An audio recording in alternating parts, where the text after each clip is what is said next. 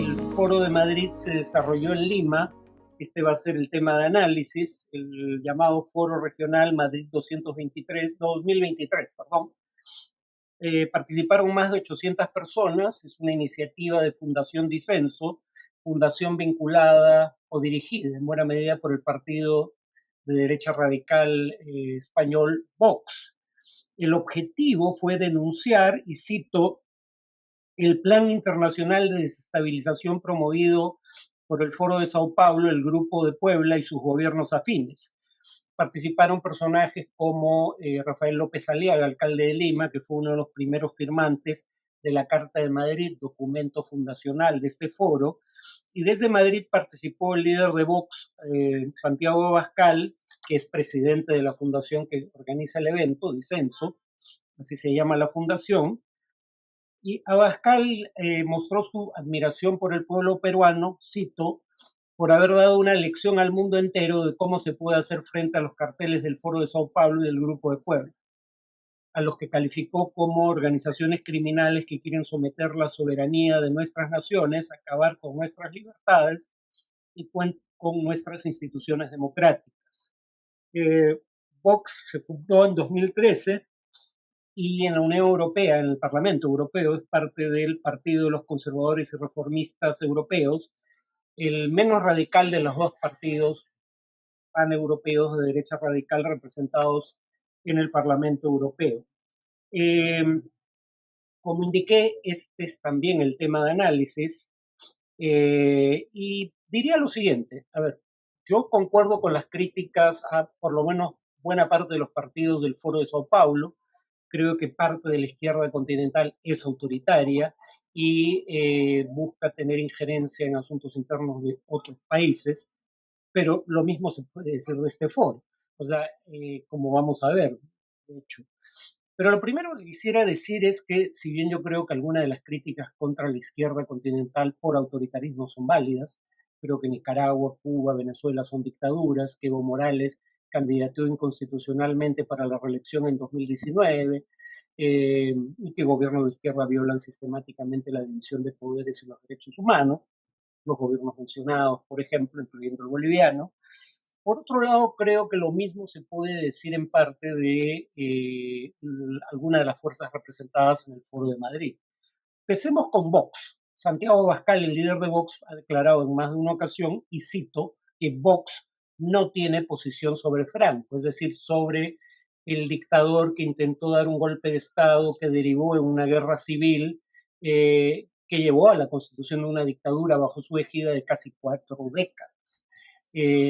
Franco no solo fue un dictador, sino que además fue un dictador que fue respaldado en la guerra civil española por nada menos que la dictadura nazi de Adolfo Hitler a través de la denominada Legión Cóndor, y a su vez durante la Segunda Guerra Mundial voluntarios franquistas de España constituyeron la llamada División Azul, que peleó del lado de Hitler durante la Segunda Guerra en el frente soviético. Frente a una dictadura de esa calaña, no toma posición Vox, una dictadura en su propio país, y sin embargo cruza el Atlántico para venir a dar lecciones de democracia en América Latina. Entonces ya hay una primera disonancia. Alguien podría decir, bueno, pero finalmente esto es historia antigua, ¿no? ¿Qué importa su posición frente al franquismo que dejó de existir en la década del 70 del siglo pasado?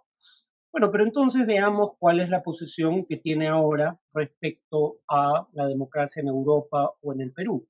Por ejemplo, una declaración reciente de miembros del Foro de Madrid, una carta dirigida al secretario general de la OEA, dice que la izquierda continental busca derrocar al gobierno constitucional de Dina Boluarte.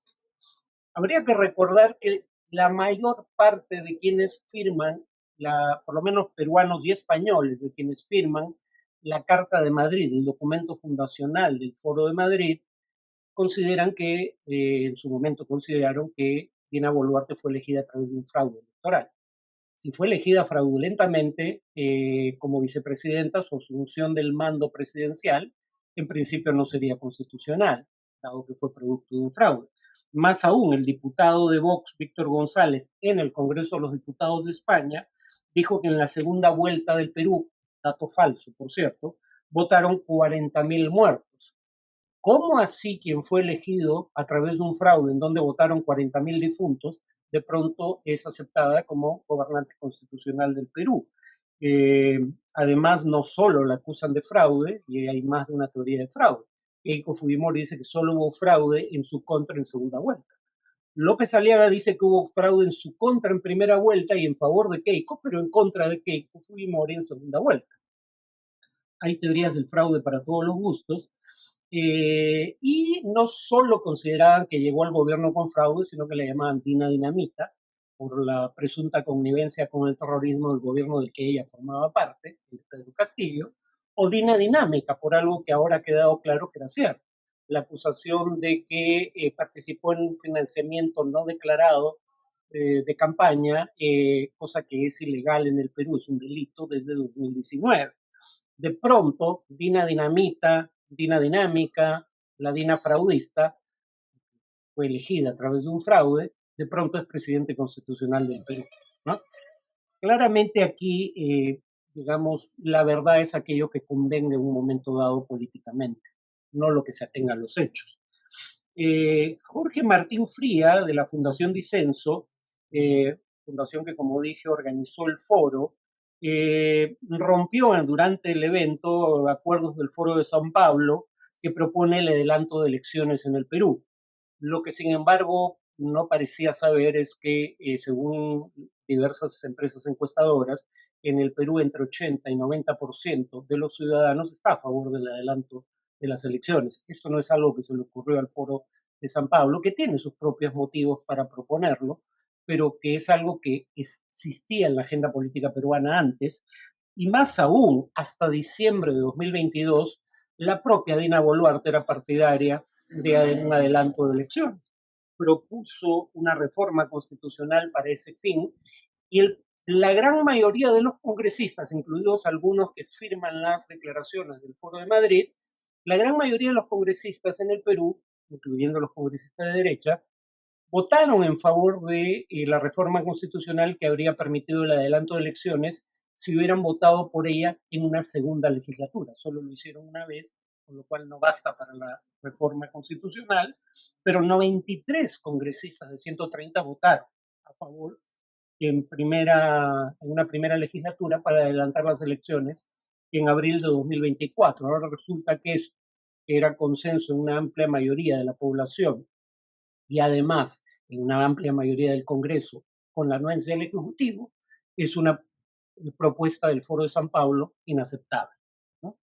Eh, Habría que recordar lo mismo respecto a la posición de Vox en temas eh, en asuntos que involucran la democracia en Europa. Por ejemplo, el intento el partido aliado suyo, el Parlamento Europeo, el Ley Justicia, partido oficial en Polonia, de intentar acabar con la división de poderes interviniendo el Poder Judicial.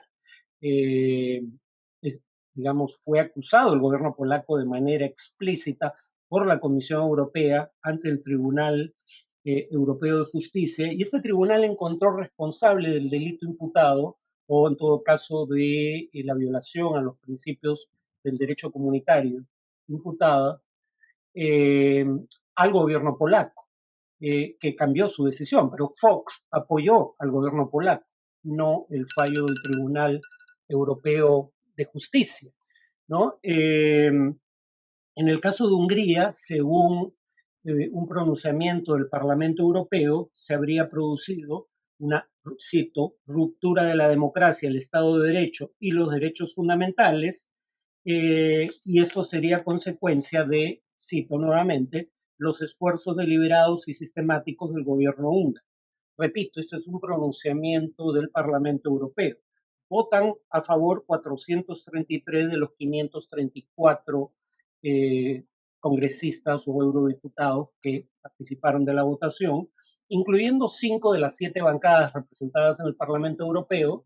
De esas 5 está incluida, en esas 5 está incluida o incluido el Partido Popular Europeo, es decir, la derecha democrática.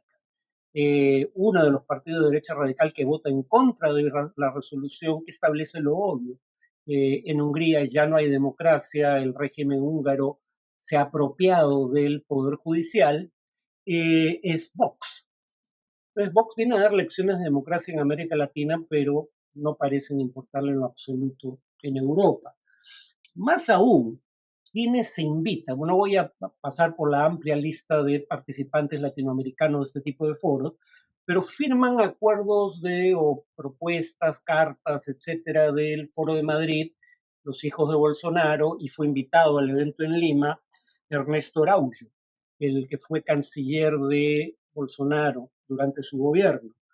El mismo Bolsonaro que se proclamó favorable a la tortura, pero que aún así dijo que el mayor error de la dictadura militar brasileña fue torturar y no matar, y que llegó a declarar, y cito, a través del voto no cambiará nada en este país, absolutamente nada. Infelizmente solo cambiará cuando haya una guerra civil matando unos 300.000. Ustedes dirán, bueno, pero eso lo dijo antes de ser presidente.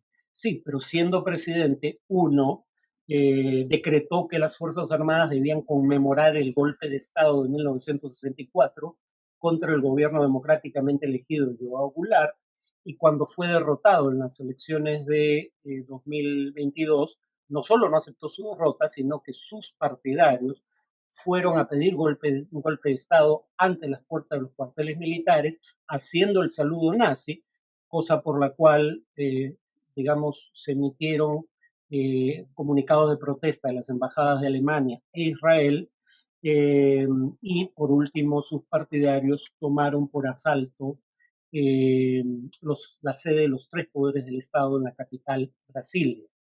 Es decir, la amenaza a la democracia en América Latina, ahí donde todavía subsiste, proviene tanto de la derecha como de la izquierda.